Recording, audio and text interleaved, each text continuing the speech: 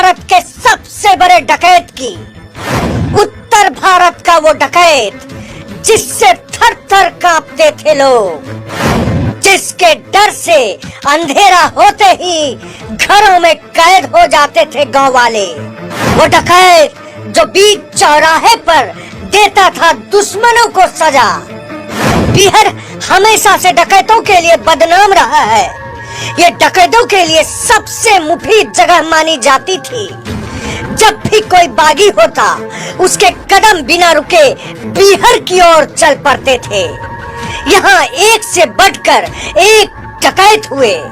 यही वजह है आज भी बिहार का नाम सुनते ही जहन में डकैतों का चेहरा घर कर जाता है। डकैतों का खौफ ऐसा कि बिहार के गांव में रहने वाले लोगों के पास एक से बढ़कर एक डकैतों की कहानी है। एक ऐसी ही कहानी उस डकैत की जिसने दबंगों से बदला लेने के लिए बंदूक उठाई और बन गया उत्तर भारत का सबसे खूंखार डाकू।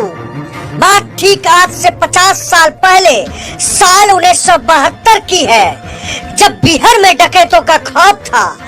तभी उत्तर प्रदेश के चित्रकूट जिले के लोखरिया पुरवा गांव में एक कुर्मी परिवार में बच्चे का जन्म होता है। माँ बाप ने बड़े ही प्यार से बच्चे का नाम अंबिका पटेल रखा। परिवार में गरीबी थी, लेकिन अंबिका पढ़ने में तेज था। उसका दिमाग दूसरे बच्चों के मुकाबले ज्यादा तेज चलता था। अंबिका पढ़ने में ठीक था। माँ बाप ने सोचा कि उसे अच्छे से पढ़ाएंगे। अंबिका पढ़ लिख कर कुछ बनेगा तो परिवार की गरीबी दूर हो जाएगी।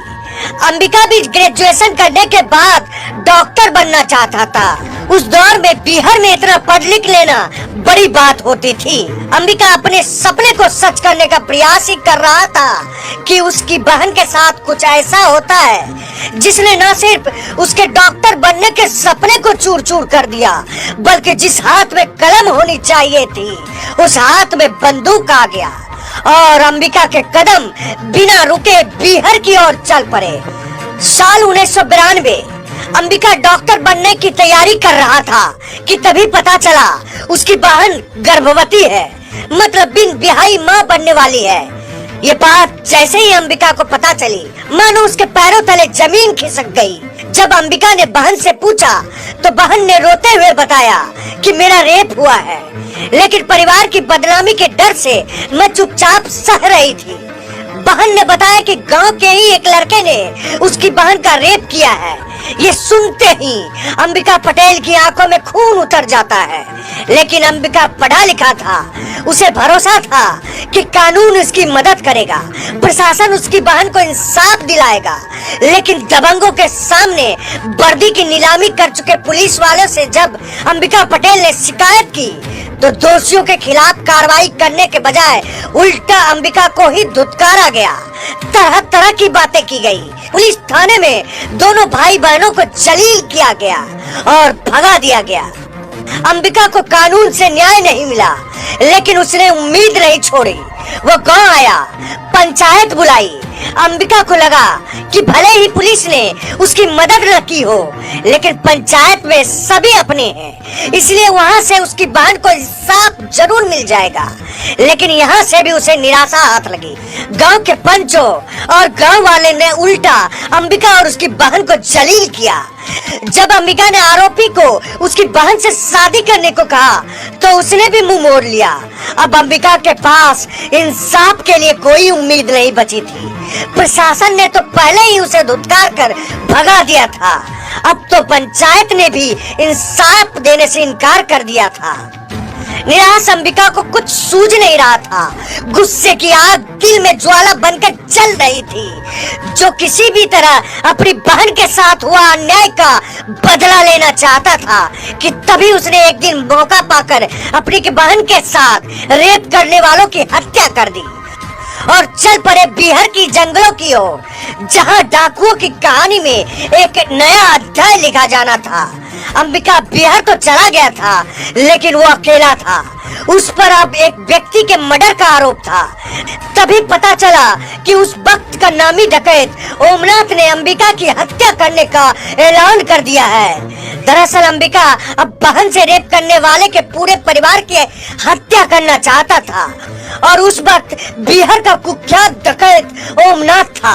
ओमनाथ अंबिका की बहन से रेप करने वालों का चाचा लगता था, इसलिए उसने अपने भतीजे की हत्या का बदला लेने के लिए अंबिका की हत्या का ऐलान किया था। अंबिका ना तो वापस गांव जा सकता था, ना ही बिहार में अकेले रह सकता था। गांव जाने पर पुलिस का डर और बिहार में अकेले रहने पर डाकू ओमनाथ का खौफ, मतलब आगे कुआं पीछे खाई वाली स्थिति अंबिका के सामने थी।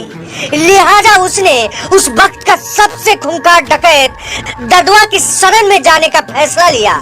ददुआ को जब अंबिका की सारी कहानी पता चला तो उसने अंबिका को अपनी गैंग में शामिल कर लिया। अब अंबिका ददुआ की गैंग का सदस्य बन चुका था। अब उसके मन से ओमनाथ का डर खत्म हो चुका था। लिहाजा उसने लूट, अपहरण जैसी वारदातों को अंजाम देना शुरू कर दिया। कुछ दिनों बाद अंबिका गांव में दशहरा बनाने आया था, लेकिन उसके आने की मुखबरी पहले ही गांव के कलुआ निषाद नाम के व्यक्ति ने पुलिस को कर दी थी। पुलिस ने बिना समय गवाए पूरे गांव को घेर लिया। चारों तरफ से ताबड़तोड़ गोलियां चली। दशहरे का मेला मानो मातम में बदल गया।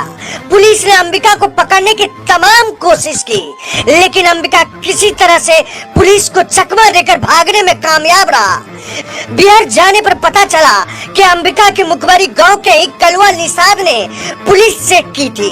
अब वो किसी तरह से कलुआ निषाद को मारना चाहता था। कुछ दिनों बाद ही अंबिका अपने गांव में पहुंचता है और कलुआ निषाद को उसके घर से खींचता हुआ गांव के चौराहे पर लाता है और पूरे गांव के सामने उसे गोलियों से छलनी कर देता है। साथ ही उसने ऐलान किया कि अगर कभी किसी ने मेरी मुखबरी की तो उसका अंजाम भी कलुआ निषाद के जैसा ही होगा। साथ ही उसने एक और फरमान सुनाया, कहा कि जिसने भी मेरी बहन से बलात्कार करने वाले के परिवार से किसी भी तरह का संबंध रखा या फिर बातचीत की, उसे भी कलुआ निषाद के जैसे ही बीच चौराहे पर ठोक दिया जाएगा। अंबिका के इस वारदात के बाद पूरे गांव में उसके नाम का खौफ हो गया और यहीं से उसका नाम पड़ा। गांव वाले ने उसे नया नाम दिया, डाकू ठोकिया। जबकि इस घटना के बाद गैंग के अन्य सदस्यों ने उसका नाम डॉक्टर राम स्वरूप रख दिया। कुछ डकैत उसे लुटवा पटेल कहकर भी बुलाने लगे। इस घटना के बाद ददुआ ने अंबिका को अपने गैंग का मुख्य सदस्य बना लिया। ठोकिया की ताकत बढ़ी तो उसने हत्या और लूटपाट, अपहरण जैसी वारदातों को बढ़ा दिया। पूरे बिहार में उसकी तूती बोलने लगी थी। अब अंबिका के निशाने पर था डाकू ओमनाथ, वही ओमनाथ जिसने अंबिका की हत्या करने का ऐलान किया था। अंबिका ने ओमनाथ के पीछे अपने मुखबिर को लगा दिए। 16 जुलाई 2003 अंबिका को पता चला कि ओमनाथ अपने गांव के घर में आज रुकने वाला है। उसके बाद अंबिका ने अपने गैंग के 40 डाकुओं को लेकर ओमनाथ के घर पहुंचा। अंबिका ने बिना कुछ सोचे समझे ओमनाथ के घर को बाहर से बंद कर ताबड़तोड़ गोलियां चलाई। कहते हैं उस दिन 100 राउंड से ज्यादा फायरिंग की गई थी। उसके बाद ओमनाथ के घर के साथ गांव के करीब आधे से ज्यादा घरों को बाहर से बंद कर आग के हवाले कर दिया गया। उस दिन गांव में आग की लपटों के बीच लोगों के चीखने चिल्लाने की आवाजें आ रही थी। उस भयावह माहौल को याद कर आज भी गांव के लोग शहर जाते हैं। इस घटना में डाकू ओमनाथ के परिवार के 6 लोग मारे जाते हैं। हालांकि कहा यह जाता है कि उस घटना के दौरान ओमनाथ बच निकलने में कामयाब रहा था। ओमनाथ भले ही बच निकलने में कामयाब रहा, लेकिन उसकी इस वारदात ने उसे बिहार का सबसे खूंखार डाकू बना दिया। इधर अंबिका की वारदातों से पुलिस के रजिस्टर भर गए थे। उधर अंबिका आए दिन एक के बाद एक वारदातों को अंजाम देता जा रहा था। अंबिका के खिलाफ हत्या, लूट, अपहरण के मामले दर्ज। अंबिका पर अब तक 80 से ज्यादा मामले दर्ज। अंबिका का खौफ यूपी, एमपी और राजस्थान तक बढ़ गया था। अंबिका का खौफ इतना ज्यादा बढ़ गया था कि अब लोगों ने अंधेरा के होने के बाद घरों से बाहर निकलने बंद कर दिए थे। खासकर सरकारी कर्मचारी और रसूखदार लोग तो अंधेरा होते ही घर में दुबक जाते थे, खुद को कैद कर लिया करते थे, क्योंकि अंबिका ऐसे लोगों को ज्यादा निशाना बनाता था। कहते हैं कि उस दौर में लोग अंबिका से इतना डर गए थे कि कब वो किसकी हत्या कर दे उसकी गारंटी कोई नहीं होती थी। जानकार तो ये भी बताते हैं कि दरअसल अंबिका का गुरु ददुआ डाकू बीएसपी के नेताओं को पसंद नहीं करता था, इसलिए उसने अंबिका से बीएसपी के नेताओं को निशाना बनाने का आदेश दिया था। साल 2007 में उत्तर प्रदेश में बदली सत्ता। 2000